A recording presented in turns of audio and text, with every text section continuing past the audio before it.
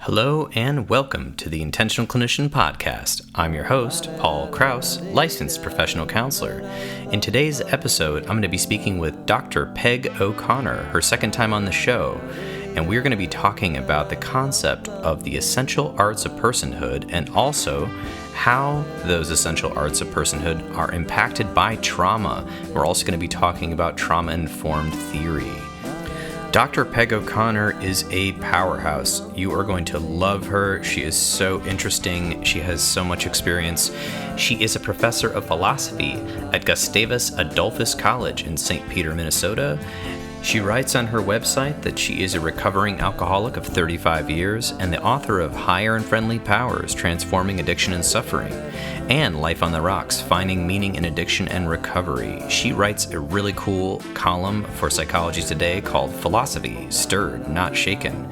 In her free time, she's a tennis player, a black belt in taekwondo, and has worked in a dog rescue for 10 years.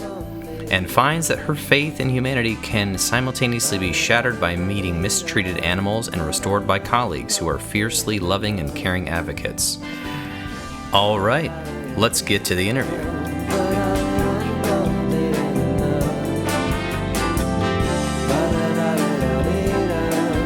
I'd like to welcome Dr. Peg O'Connor back to the Intentional Clinician podcast. Thanks for joining us today. Well, thanks for having me back, Paul. I really appreciate the opportunity to get to talk to you again. Absolutely. I know a lot of people enjoyed our first episode. There will be a link in the show notes if they want to check in on that, which was related to your book that came out recently. And in this episode, though, we've decided to pivot a little bit and talk about trauma and something that you were talking to me about called the essential arts of personhood. Yeah. So let's head into that. Where should we start? Why don't we start with that expression, the essential arts of personhood? I apologize. I've been teaching all day, so I've just been blah, blah, blah, blah, blah. So I'll need to slow my roll here.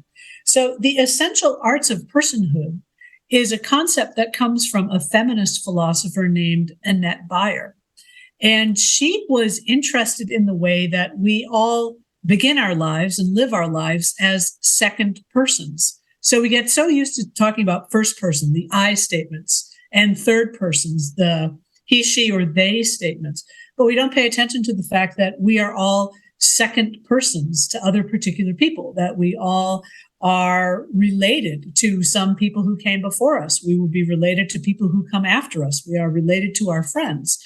And in the nexus of those kinds of relationships, that human beings develop what she calls essential, meaning necessary, arts, meaning abilities, not just cognitive abilities, but abilities about being in the world in certain kinds of ways, of being a person, of being recognized as a person and taking yourself as a person. And in moral philosophy, person or personhood isn't just descriptive, it's prescriptive. So it's a normative term. To be regarded as a person is to be regarded as a kind of being that has a certain moral standing and that perhaps has innate dignity or innate worth that should be respected in a kind of way just because you are a person. So Annette Beyer includes in the essential arts of personhood all the ones that we would typically think about. It's the ability to think. It's the ability to deliberate. It's the ability to compare. It's the ability to contrast. It's the ability to augment something or shrink something as you're thinking about it. It's all those, what we might call critical thinking skills plus. But she also talks about it's a set of skills that enable us to navigate the social world and the moral world and the political, physical worlds. And I'm intrigued by the ways that certain essential arts of personhood go together quite importantly, and that make us be full-blown moral agents, that we can participate in the moral community. And I'm concerned by the way in which trauma hinders the development of those particular arts. So I know that developmental psychologists, I know that Bessel van der Kolk, that fantastic, famous psychiatrist who has worked a lot with PTSD has offered an alternative diagnosis for children or for adults who suffered trauma as a child called developmental trauma disorder, that psychologists are always looking at most often cognitive development and social development. And I, as a moral philosopher, want to look at moral development, and that doesn't get as much attention. So I'm launching this project, whatever it may be, I don't know.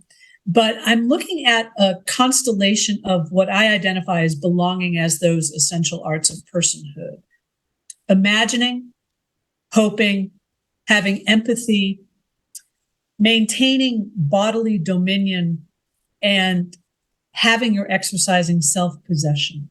And that those are essential arts to becoming a moral agent, to becoming a fully valued and valuing moral person in the world. And my concern is that with so much trauma happening, in particular to young children, that they aren't acquiring those arts, because many of those arts are formed in the context of stable families or stable school communities. But we have so much radical insecurity now with housing, with poverty, with what's happening with public schools, that children are not acquiring these arts. And I think it's a moral crisis. I think that trauma, childhood trauma, is a moral crisis.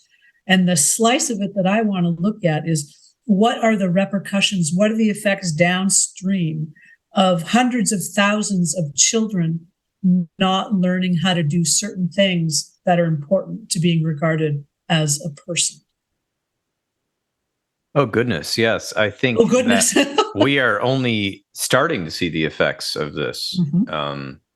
But I think along with radical insecurity, like you discussed, according to, I don't want to misquote him, but Dr. Bruce Perry's book, work on the neurosequential model, a lot of food insecurity and housing insecurity and these sort of things can be linked to crime and abuse and other things like this that children get into, whether they're being abused or maybe abusing a friend or whatever. There's a lot of, the roots are coming from not having Maslow's hierarchy met, and then not having a place to go to school that feels safe, or not having a parent or two that has emotional coping skills. Oftentimes, according to some of the lectures I've seen, those kids end up being quote unquote problem children. Yes. And they get labeled as a problem child. They get put on medications, and usually they end up incarcerated at some point in their life or costing the system money, versus, a child who is able to develop this coping skills, who has more, even if they're from a difficult place where they don't have all their needs being met with empathy and compassion in a specialized plan, can learn these skills, but they may be delayed. Yes. Delayed skills. And I think that if anything right now, I would say from my anecdotal experience in psychology, we are at least seeing a lot of delayed skills right now.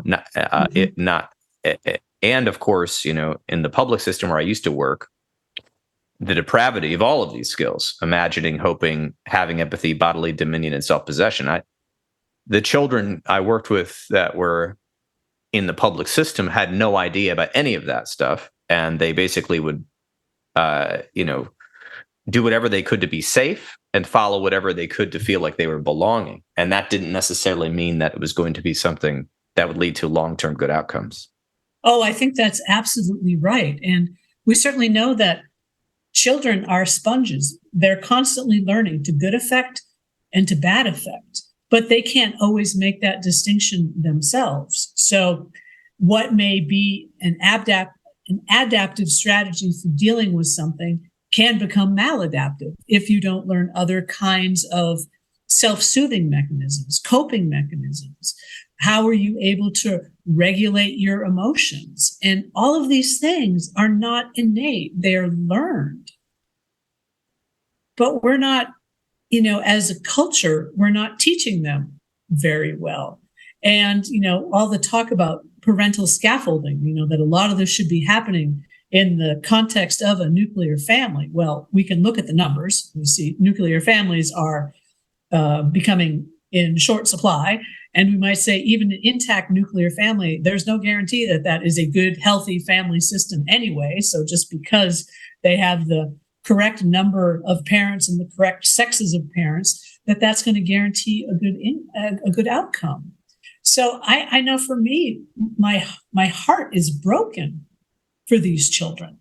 And as an educator, I worry about what will the future be like for them? What is it like for me as a teacher now, encountering students who much of their high school education was online, in the context of the pandemic, and the kinds of challenges I see in students of this generation that I maybe didn't see 10 or 15 years ago.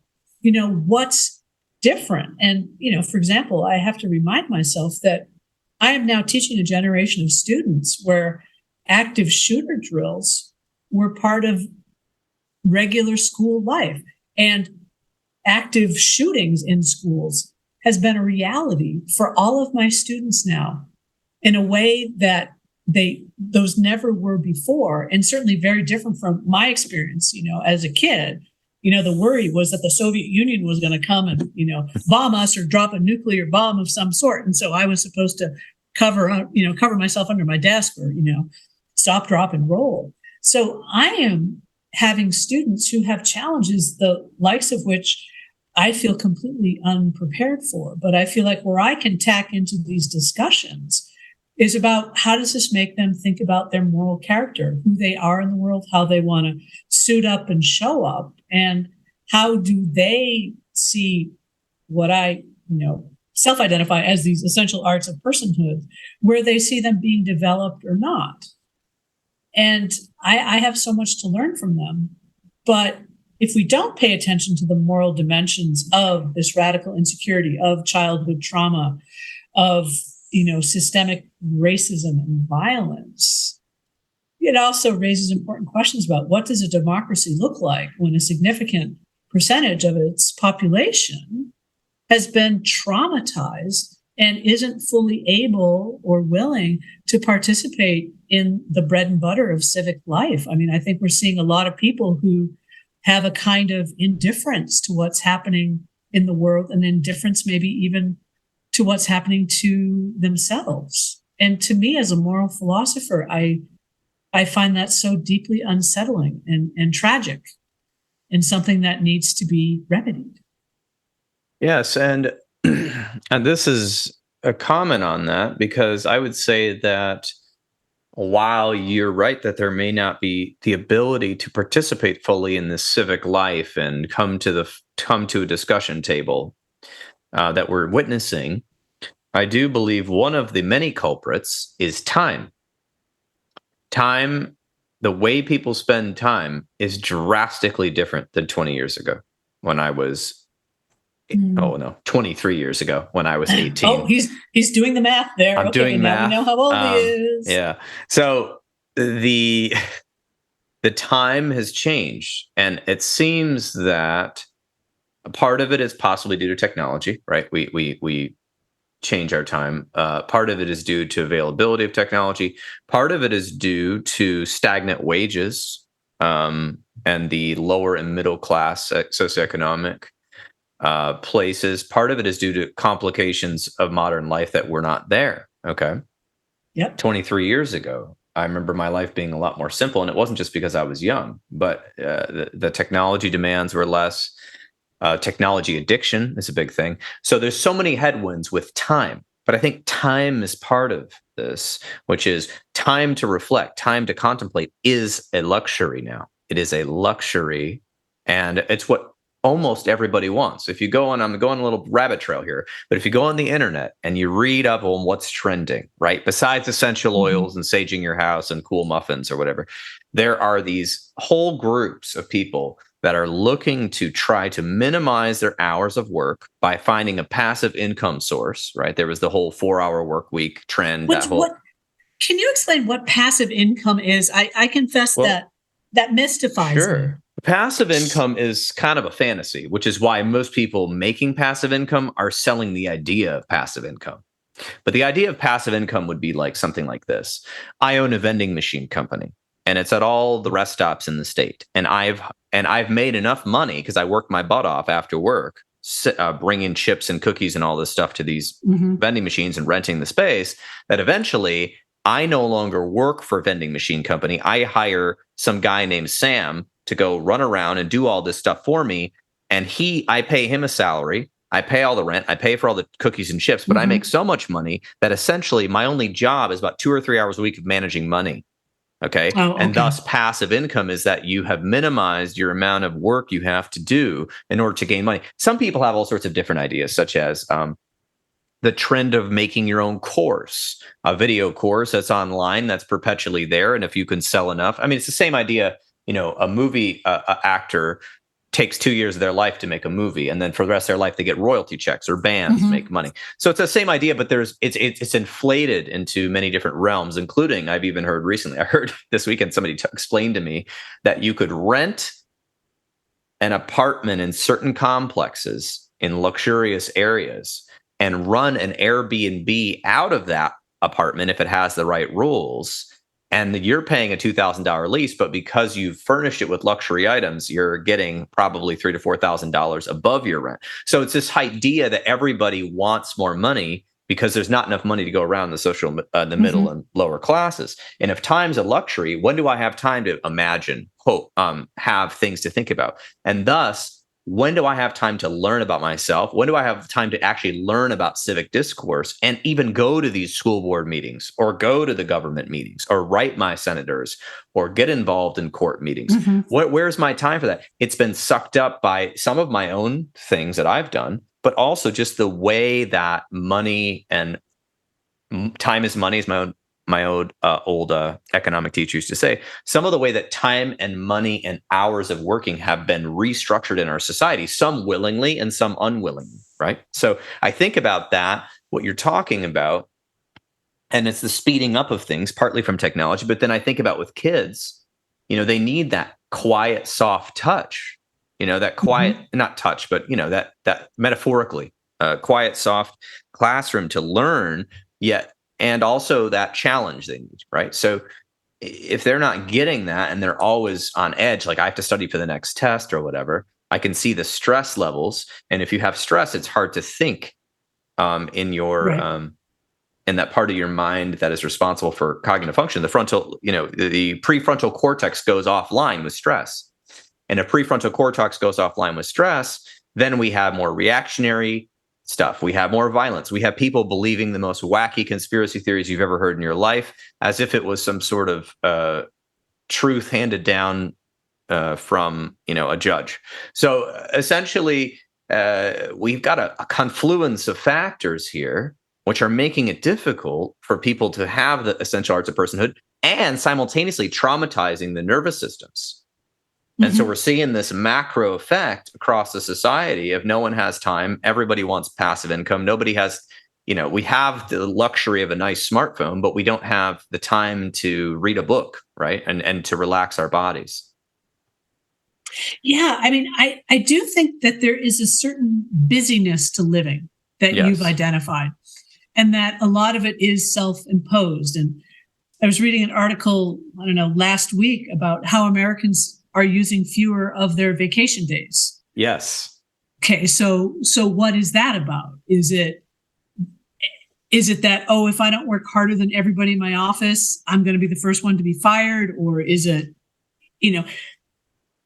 some drive in me that says I need to be the hardest working person? So, let me get the whip out and get going on myself. I mean, I think that's there, but, I think you're right that it's a cultural phenomenon that we don't encourage people to think, and we don't encourage people to self-reflect. And these things, as you say, they can't be luxuries. They are absolute necessities, but they've gotten a bum rap. I mean, I think one of the things that's happened is that if someone were to say to many people, I think it's really important that I examine my life, probably that's going to be met with a lot of, aren't you a little self-absorbed, navel-gazing twit? Or, aren't you all of that? Instead of saying that if I don't know who I am, if I don't have self-knowledge, in what sense am I prepared to meet the world at all? I'm really not all that prepared. And that, there's something to be said for, there's no real hard, fast line between when I examine myself and when I examine my relationships. I mean, if you operate with a social conception of self, that in part who I am is the people with whom I'm in relationship and what kind of relationship. But I think there's just, like you said, there's no incentive for people to examine themselves. That unless it's internally generated or it's validated early on. But that's what's missing, like you said. But yes, exactly. If it is engendered early on, the incentive remains because they can see the long-term outcome of examining yourself. But if we're coming from a traumatized space or a fearful space, like part of it is just fear. I'm afraid I'm not going to have enough money for my family or myself or my retirement or whatever I'm hearing in the news or whatever. So I'm going to keep working. I can't take a break. Right. And there's pressure from on high. We need short-term quarterly stock dividends to our partners. We need to show a good report. We're not thinking about long-term. We're thinking in quarters. Right. Yep. And thus, it's to say that trickle down from the boardroom, even if we go, oh, those people, they're obsessed with money, they're toxic, blah, blah, I don't want to hang out with them. The effects of their decisions, because of the power of having that much wealth and influence, is trickling down into businesses, is trickling down into the government, is trickling down into our schools, because it's a value system. It may not be stated plainly that our goal is profit and you need to learn how to live on your own. We're not going to guide your living at all. It's up to you, or whatever it is, or the one with the best toys wins, or whatever those. But it may not be stated plainly, but the effects are clear. And so then there's there's more than two, but two things I'm seeing going on with that, which is, first of all, hard to invest in these essential parts of personhood, which we're going to define and go over how we can do that. You really have to be countercultural to do this, right? In a way, counterculture to the mainstream. And secondly, I do think because of all these factors, we are having more stress. And with more stress, we know happens more mental illness. With more stress, there's more violence. With more stress, we know there's more alcohol, drugs, and things consumed. With more stress, we obviously know there's more psychopharmaceuticals consumed, which is fine. However, that's not the root cause, right? The root cause is the way our culture and society is functioning from a base level of economics and services, all the way to how it's affecting people's nervous systems. And if the nervous system of a father or mother, whoever has a child, is completely in fight, flight, freeze, or fawn or flop, right? If they're constantly scared for their future, that is passed on to the children. Oh, epigenetics is real. Absolutely, right. Positively, that you see those generational effects of trauma from one or two generations before. So yes, we are in this absolutely terrible, terrible mess. And I think, another contributing factor here is that with all the standardized testing with No Child Left Behind, and then however that got remade with another terrible, misleading name, that, teachers aren't able to teach in the ways that they could before. And the metrics of evaluation are all about the test scores. They're not about the children. So oddly enough, test scores, I think, have displaced well-being and care of educating children to successful test scores, and then to tie funding to how well a school does as a whole is utterly vicious, because it penalizes the schools oftentimes that are the worst resourced, that have the least amount of community capital and other things that are important to educating our children. And so, yes, here's this big, huge systemic problem, and we can identify it. But the question always is, what do we do about it? How do we teach our children how to imagine? Particularly so, thinking about traumatized children probably have very active imaginations and probably are very good at imagining worst case scenarios because they've been living them. But not to be able to imagine positive outcomes, not to be able to imagine things being better, whatever that might look like. That being unable to imagine makes it far more difficult to hope well. So here's how these skills are a constellation, they're connected together. If I can't imagine good things happening to someone like me, because I've been abused, or because I'm the poor kid, because I'm the kid who is physically disabled in some kind of way. If I can't even imagine what something better might be, it becomes impossible for me to hope for it. I don't even know what to hope for. And hoping is something that can be done well, or it can be done poorly. So there's this philosopher, Victoria McGeer, who talks about a distinction between wishful hoping and willful hoping. And they're both not good. So wishful hoping is a kind of magical realism. Oh, I wish that everything would suddenly be better. I wish I would get a pony, or I wish I would win, Powerball. And I never go and buy a ticket even. Sort of wishful hoping is all hope, but with no action to try to make a hope actual or to come true. That's wishful hoping. And it's a kind of escapism, which I can fully understand why some kids are going to be prone to that real wishful hoping. But it's not going to serve them well, because those hopes probably will never be met. On the other hand, are the willful hopers. So those are the people who are going to make their hopes come true by trying to manage or manipulate reality, sort of that their very willfulness is going to make something come to pass, that if they just work hard enough, they can make something work out. And that oftentimes is destined to fail, because my intentions and even my hard work may never be enough to guarantee the income, the outcome that I'm hoping for. So how do you learn how to hope well? To have some wishing and to understand you've got to have some willingness there, but it is kind of it's the sweet spot of hoping well. And then if you can't hope, it's hard to have empathy for others and for yourself, because empathy oftentimes begins with my being able to put myself into someone else's shoes, my being able to imagine what it's like to be them, or imagine, well, how would that feel? And if I can't imagine, I don't have that kind of ability, it's hard for me to have any kind of empathy for others. And if I can't imagine myself being different ways and I can't hope for it, but I just think everything that happens to me probably is a consequence of my being a screw up or my failure, because those are many of the messages that people like me receive, then I'm not going to have much empathy for myself. I'm not going to have that kind of gentleness towards myself to be able to say, you know what, I'm doing pretty well, all things considered, or I'm amazed that I'm still upright, or I can keep going. So you don't have that empathy with another. And then there's go ahead, jump in. I was going to say real quick, I love that you're going through this, but I was thinking about it from a adverse child experiences kind of way, and from my clinical training.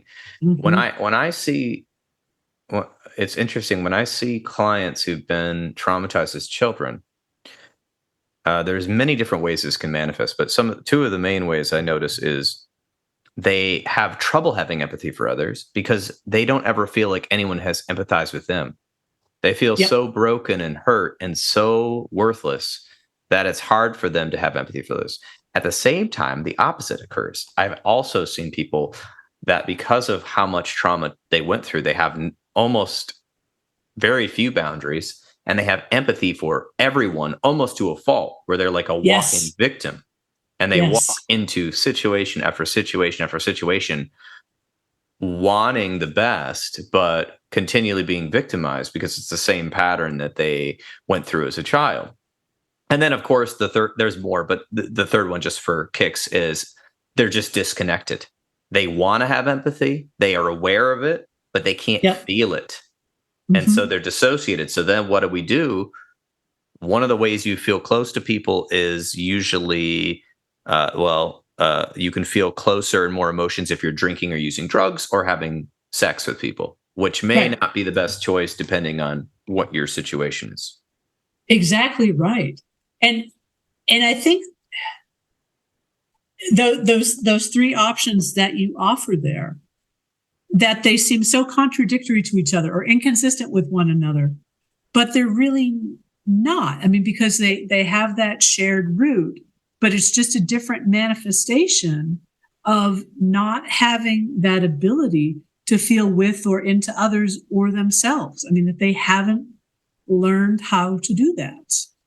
And because some people, I'm afraid, feel because I didn't learn how to do it, I'm incapable of doing it. So why even bother to try? I mean, I think that dynamic pops up, and it just becomes an easier story to tell myself, well, I'm just damaged. I'm just broken. This is how it's going to be. And so that then everything that happens in some ways is expected, because that's what happens to people like me.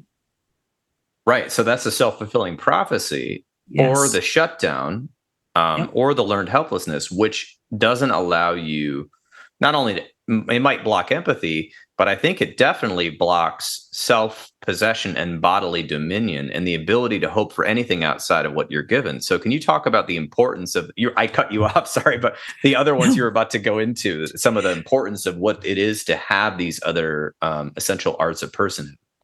So bodily dominion, I just think about the ways that trauma is inflicted through the body or in the body or by means of the body. And that many people who have been subject to some kind of physical abuse, sexual abuse, oftentimes will feel as if either they're not their bodies, they identify as their minds, they dissociate in that kind of way. It's a very Cartesian dualism, that I am my mind and not my body, because my body is this terrible site of betrayal in a kind of way. People who haven't been traumatized or abused in general don't talk in terms of betrayal by their bodies, but a lot of abuse survivors talk about being betrayed by it.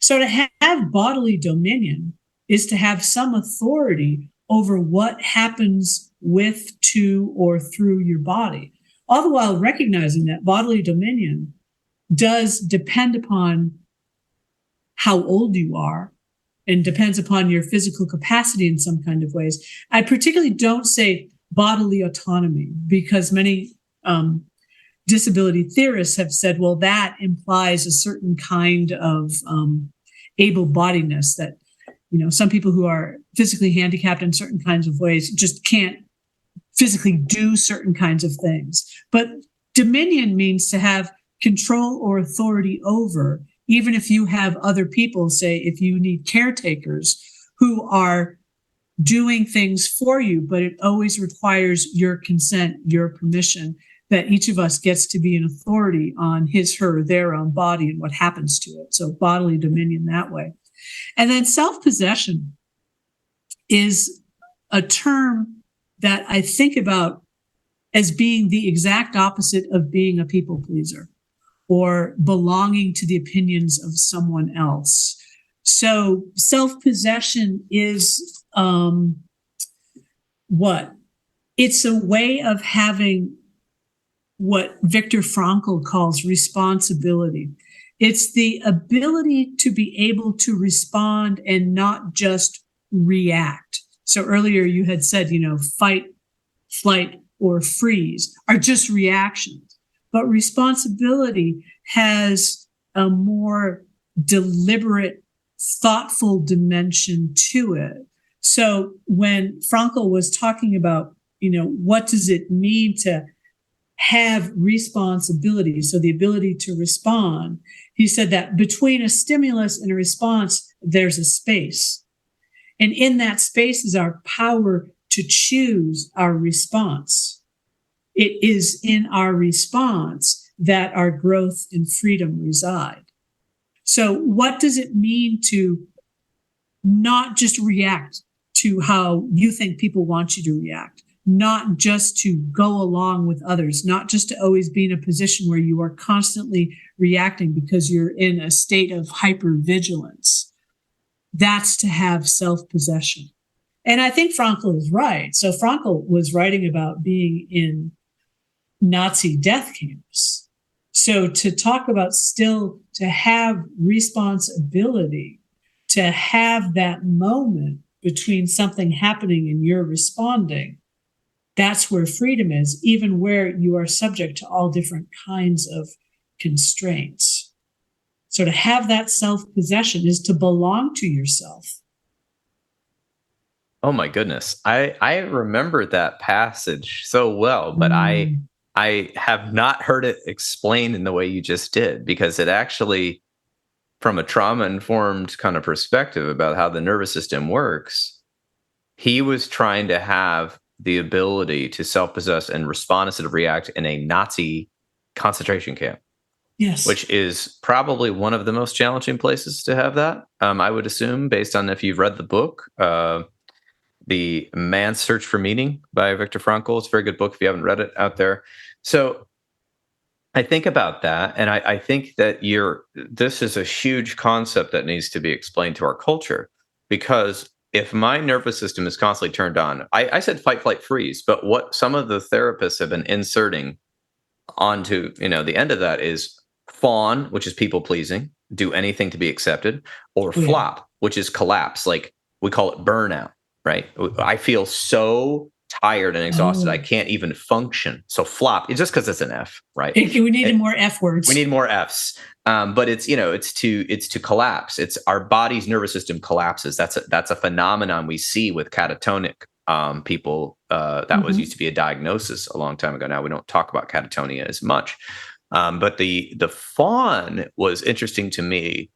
All of them are interesting to me, but the idea that even let's just say any of those are activated, my nervous system is constantly activated. What's going to happen is if you deconstruct that, it takes away some of my freedom, because I'm no longer responding to what's going on around me. I'm reacting. I feel gross. Okay. I don't feel good today. I need, I'm going to buy a very expensive coffee that I can't afford on my budget. Okay. Now I'm hungry because I forgot to eat. I'm going to go grab some sugar. I'm going to grab a donut that I shouldn't also be buying. Right. And then so on and so forth.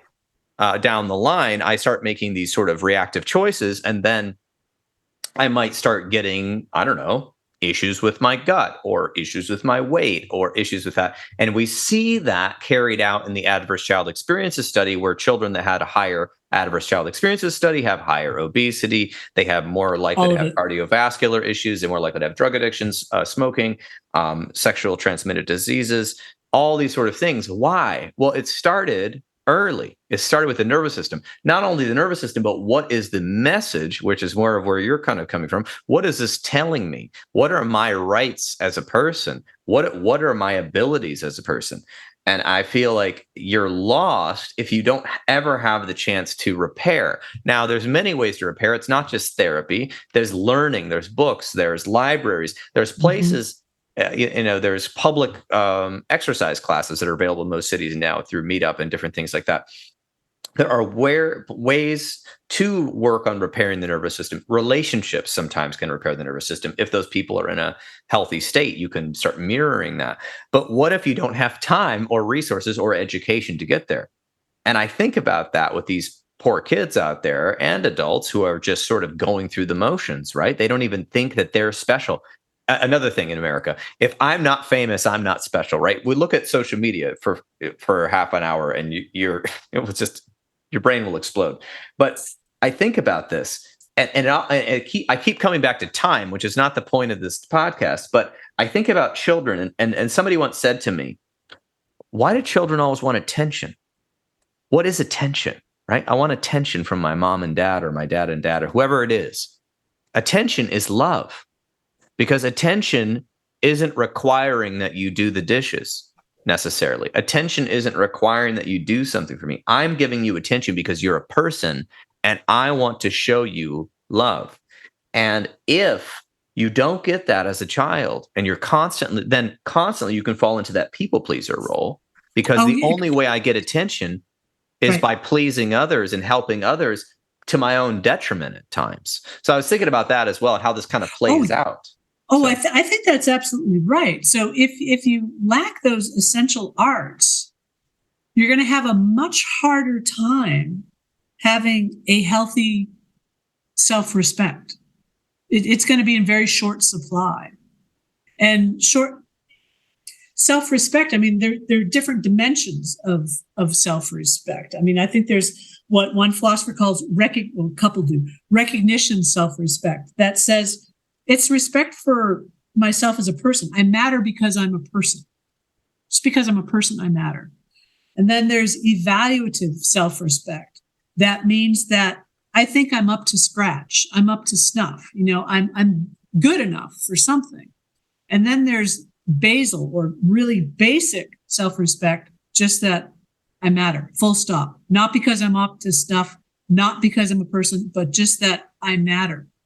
And when these arts are hindered, it fundamentally impacts and makes much harder the ability for some people to have any kind of self-respect. And if a person has no self-respect, they're going to have very low, if any, expectations for themselves.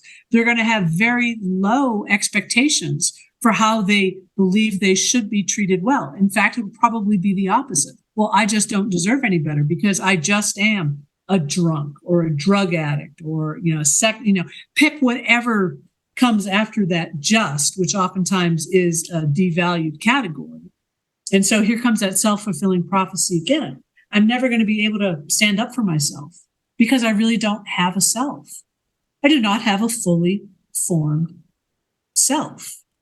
And I'm not going to be able to say I deserve better because that I isn't well formed. And I might just be used to be treated as a thing or an object rather than a full person. So person is a moral category. It's a normative category that says things that belong to the person category have an innate dignity or innate worth that ought to be respected by others. Full stop. But if I don't even see that I'm a person, then I'm not going to think I'm entitled to those sorts of things. And that to me is utterly horrifying when someone does not see him, her, or themselves as a person. It's dehumanizing. I mean, so we can bring in all that kind of language of what is it like to be in the world where you're treated more as a thing or an object than as a person. Yeah, there's a whole range there. And I do think it's happening all around us for many headwinds, many various factors that have caused this. But just take a worker in a store. They might feel happy when somebody talks to them and says, "Oh, thank you so much," and makes eye contact, right? Yes. But if people are in a hurry, even a well-meaning person might say, "Okay, thank you, bye." Or, if you go to at a coffee shop, I used to be a coffee shop worker some years ago. And I remember getting aggravated when people didn't even say hello. They would just say, "Mocha double, whipped cream, bacon donut." And they wouldn't even say anything. They wouldn't acknowledge my existence. I was like, well, they really should have robots working here because I can't deal with this. But I think about that when I go to those places and I try to, have a nice conversation, not to interrupt their workflow, but just to kind of be human to them and be nice and acknowledge that they are existing and doing a service for me. And I'm happy about it. But it's funny. Then I see the next person in line and they'll say, "Double latte now." And they'll just stand there. Stand there. Yeah. And I mean, this goes both ways. I'm not demonizing the customer. I was thinking about the customer maybe not having social skills, or maybe they are in a hurry and they're not thinking about the other people around them. They don't live in that community. They're not invested in that coffee shop. They're not invested in that store. They don't think of Walmart as Joe's store or Sam Walton's store. They don't know who Sam Walton is.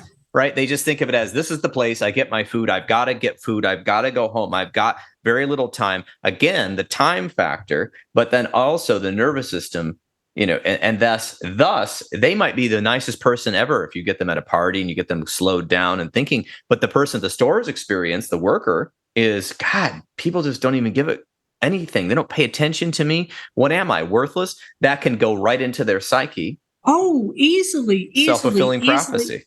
It is. And I guess, sure, there's the investment that this isn't Joe's corner store and, I don't have a tie to this community. But for me, it's about acknowledging, recognizing the humanity in another, regardless of what side of the counter I am on. It doesn't cost me anything to say, please. It doesn't cost me anything to say, thank you.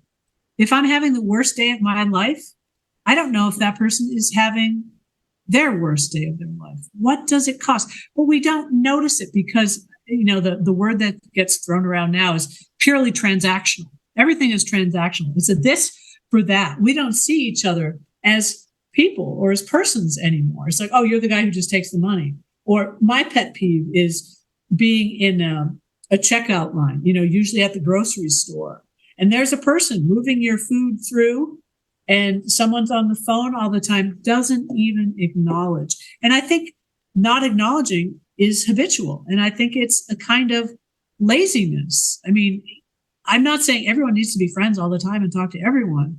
I'm saying you need to acknowledge the humanity of another person. And where we sort of see the humanity of another is when we look into their eyes. We just had this wonderful conversation in one of my classes about when you're having really difficult discussions, it's important to be able to look someone, acknowledge that, look them in the eye, although not too long because then it can feel aggressive, blah, blah, blah.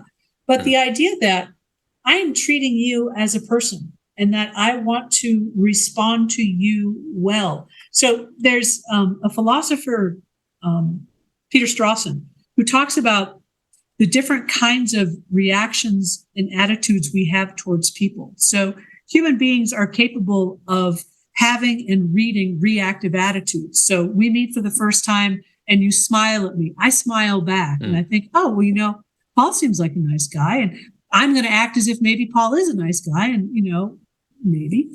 And also, we meet and you give me a dirty look. I'm going to respond to that like, well, probably I would first think, oh my God, what did I do wrong? Because, I lean towards the people pleasing part. Or, I might wonder, ooh, Paul's got a kind of a stormy cloud above his head there, but that we respond and we interact with people. When we do that, Strawson says, we're in a participant stance with each other, that there's kind of a shared assumption that we both have reactions and that we will respond and we will understand and we will then go on participating with each other in this interaction. But with people who we mark as different or as other, and maybe some of these people who lack some of these essential arts, we other, to use a term from philosopher Simone de Beauvoir, or what Strawson says, we put them in the objective stance. And we think, well, they don't take these reactions in the same kind of ways. And we start to interact with them as if they were not full-blown persons. And it becomes really easy and habitual to put certain people into the category of being in an objective relationship. And so I think we do that with these essential arts. So say you're interacting with someone and they have autism, so their social cues are different from what we expect. It's much easier to distance yourself from them and not fully interact in that participant stance with them. And I'm always worried that we as a culture have gotten far too good at putting certain groups of people into that objective stance.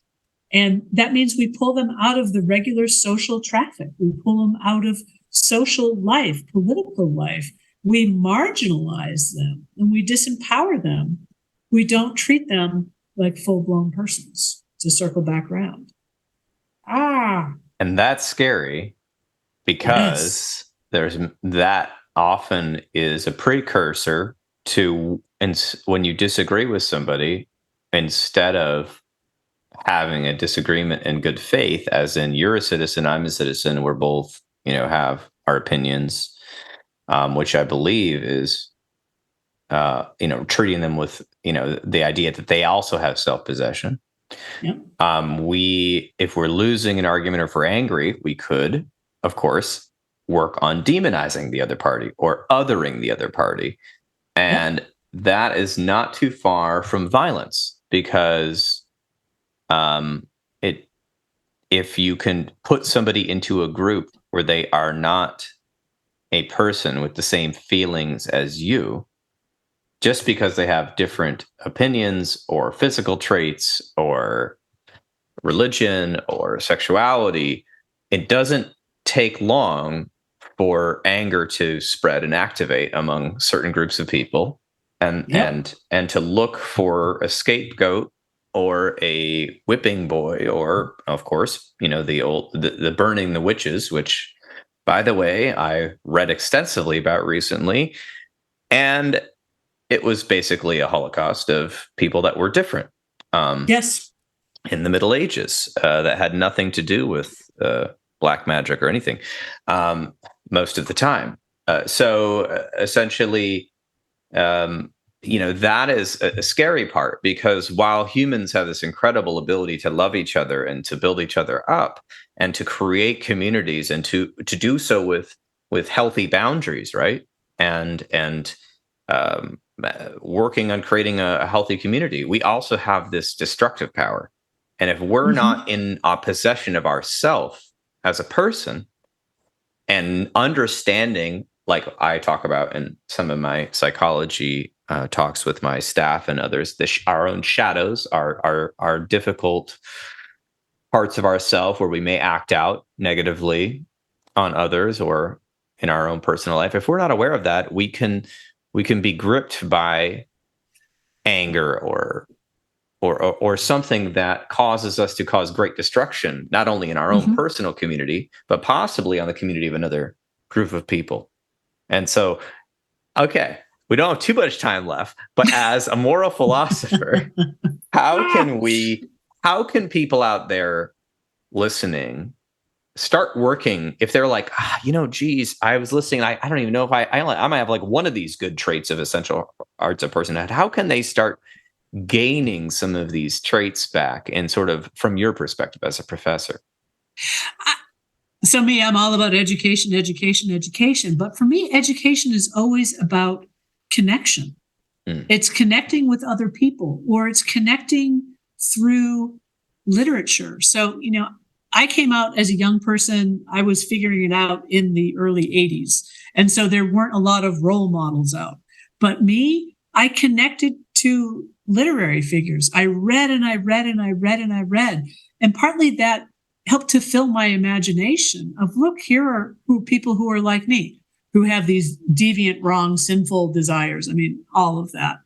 I think there's also, to go back to something you said, that we don't make the time to think about ourselves in the world, and to think about sort of who we are and how we're showing up, and what are we hoping for life? What is it like to let ourselves carve out, even if it's 5 minutes of intentional time, of not looking at my phone all the time, of not just responding every time a notification goes off, to just kind of sit quietly, to say hello to myself, I think sometimes is a radical act, that to think that I have a self that could do that. I'm also a fan. I make lists about everything. I always have lists going, and thinking about, what would be times when I felt like I really did have bodily dominion, or if I haven't felt like I've had it often, well, why not? What was missing? Or what might I need to feel like I am in charge over access to my body and what my body does? And that self-possession, I think that's the crowning one altogether. It includes the other one. To think about, what does it mean to belong to myself? What voices would I have to jettison, or whose opinions have I made matter so much, or what views do I hold about myself that I don't even know why I believe that about myself anymore? I just know that I do. So the philosopher Wittgenstein talks about making strange the familiar. In some ways, we're all very familiar to ourselves, to our habits. But what happens when we just stop and look at something, even for a brief moment, if we magnify it, when we amplify it? Oftentimes we see things that we wouldn't have seen if we just kind of note it, like, yeah. So for me, outing myself here, continuing to be the people-pleasing person, I have become so much more aware of when and how and why I go into my people-pleasing mode. And it's been a great gift for me developed now over a good 15 years of the first time I interrupted it and said no to someone when they just assumed I would do something for them, I am like, oh, I want a banner. I want a ticker tape parade. So for me, it's important to, when you do have these little moments of insight or these victories where finally you said no to somebody when you've always said yes, that you acknowledge and excel and celebrate them, because they have to count for something. And, to reach a point, do I think that everyone has absolute self-possession? No, I don't. Do I think it's still a very important ideal to have? Yeah. And so to have even a brief pause between that stimulus and the response, to try to stretch that gap bigger and bigger, I think is one thing that's important to do. I love that. I'll do a little confession since we're on that topic before we wraps here, and then we'll talk about how people can find out more about your work. But I, in my early career, I was vigilant about keeping time for reflection and creativity. Very vigilant. And somewhere in the middle of my career, I'm still in the middle, but in the middle of my current phase, I had some opportunities. And so I took those opportunities on because I was excited, and also I wanted to help others and please others. And I soon found that I was doing work on the weekends, and in the former spots where I had these designated times where I would write or play music or read books or something, I was instead jumping on podcasts or audiobooks while driving, and I wasn't sitting, and I wasn't thinking, and I was having less time to create music and less time to create different things, and to even think about what I was doing, my own behavior, right? And you pay the price for that. And I would say this, obviously, most of us learn by making mistakes. So you're going to make mistakes, in this process of trying to work on your essential arts of personhood. But now I'm becoming more and more vigilant about putting that time back in my schedule, my personal schedule, my work schedule. And because I've been to the other side, and I've been to getting crispy like an air fryer and burnout, and I realize you can't do everything, right? But whether I knew that intellectually, that's fine. I could pass a test, but I didn't know it personally. And I think that's another point, not to go off on that, but there's a point where learning is so important because even in psychotherapy, a lot of what, a good third of what we might be doing, or fourth of what we might be doing, is called psychoeducation, where we're just making people aware of things they weren't aware of to help them integrate that into their life or their story, right? That's a good little part of it. But if I learn, and I get obsessed with that, I've got to take time, at least a little bit of time, maybe, I don't know, a quarter of every time you learn something, to think about how can I implement this idea, and where, and what are the nitty gritty logistics of that. So I think I want to encourage people out there. It doesn't take much time, but it does take getting over the fear or the shame or whatever weirdness is of checking in with yourself and doing a journaling activity or whatever it is. And for some people, it's therapy. For some people, it's attending a class, right? I reflect while I'm listening to a lecture. I don't know. So, all these things, but the key thing is being intentional about it. So it isn't necessarily the quantity of time, but it's the quality of the time when it's done with intention. And I think intentionality is something that more of us struggle with as we have more and more distractions. We've become far less intentional because so many things are now easier to do. So what does it mean to be more intentional about yourself? And when you do that, I think people will find the time. And I would say this, if you're going to be intentional, you then have to figure out what's essential. And you'll find, and I think both of us have this story, that you have to cut out certain things, whether it be, a distraction of some type or email or whatever. That's the hard part. For some people, it's saying no. For other people, they don't have much going on. The hard part is, I'm worth the time that it takes to be introspective and work on myself.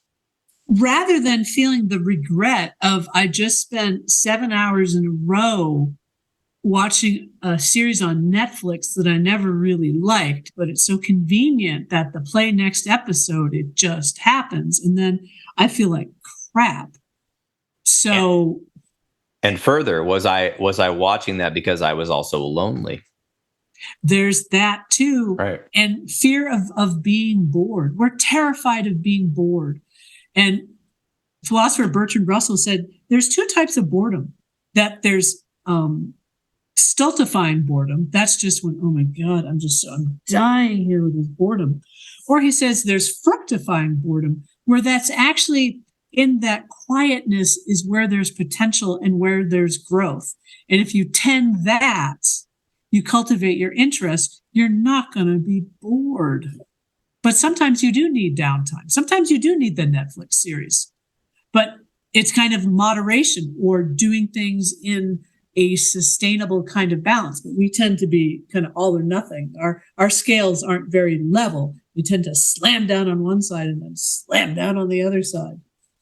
It's true. And so that if we work on moderation, and this is kind of our last point here before I've got to send us off into the evening, but if we work on moderation, we will listen and I think slowly can balance those things. Like you said, sometimes we need that Netflix. I thought about this a few weeks ago. I said, oh, my partner and I, we have this thing, green light, yellow light, red light.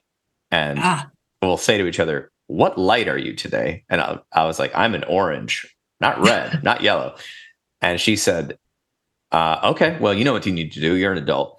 And so then I planned the next day. I said, okay, I had all these things on my lists, my 1,000 lists. And I said, can't do that. I've got to, as much as it bothers me, I've got to do something. And I actually, for the first time in months, watched a film and went on a bike ride and did all these things all day. And I felt wonderful.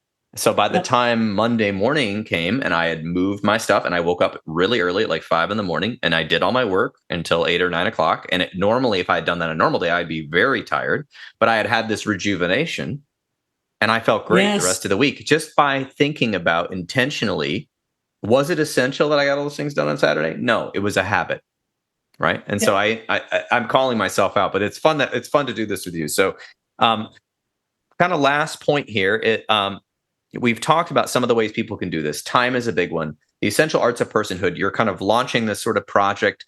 You have books out. How can people find out about you? I'll put a link to your biography in the show notes, but where should people start?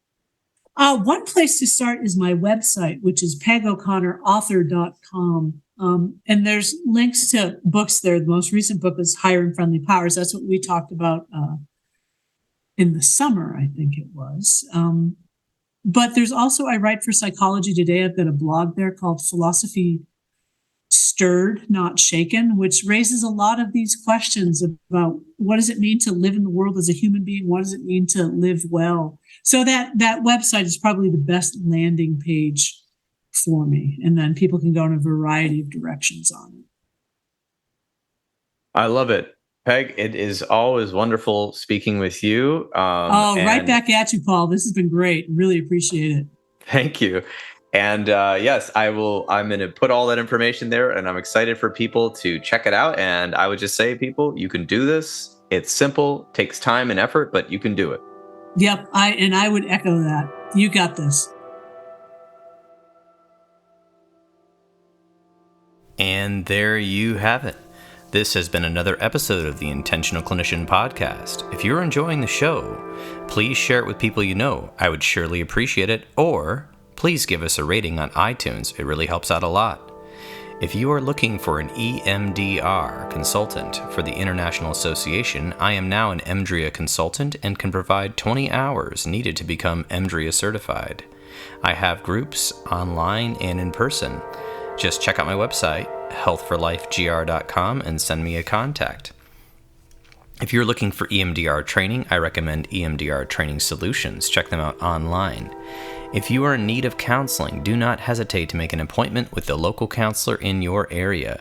You can also make an appointment with the excellent clinicians in the Grand Rapids area at Health for Life Counseling and the Trauma Informed Counseling Center of Grand Rapids by visiting www.healthforlifegr.com. If you would like to see one of them online, as long as you live in the state of Michigan, you can also do that, so feel free to contact us that way. The recording you just listened to consists of the personal opinions of Paul Krauss and his guest, and while these are based upon the literature they have read and their experience in the field, they should not be viewed as a definitive opinion on this or any subject. Listening to this podcast is not a substitute for treatment. If you are in crisis, please call 911 or the National Suicide Prevention Hotline at 988. You can also text the hotline at 741-741. If you've been listening to this show for a while, you'll know that I am all about preventing future violence in the United States. I started a nonprofit called the National Violence Prevention Hotline, which is a 501c3 organization. We are working to gain funding so that we can start a 24/7 hotline and chat line to reach potential perpetrators before they act violently. Also, it is going to correspond with people that don't know what to do with people in their lives that they fear may be violent. It is a bold effort to curb violence and save innocent lives by working to connect to potential offenders and people they know while they are in the planning stages of violence, help to de-escalate them, and provide resources so they can get appropriate professional help. The National Violence Prevention Hotline is looking to open up a conversation about violence in society, the causes, and the solutions. You can learn more by visiting our website at violencepreventionhotline.org. You can sign our petition, share with your network, or even donate to the cause. It's tax deductible. Did you know you can support your local bookstore by shopping at bookshop.org? You can order online from the comfort of your own home while supporting local businesses near you. If you are a therapist and you are not a member of your local counseling association, I implore you to get involved.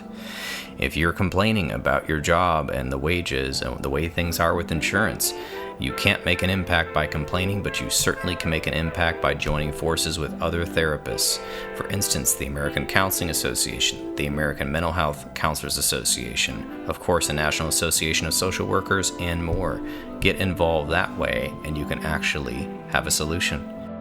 All right, until next time, I'm wishing you all a safe and peaceful week.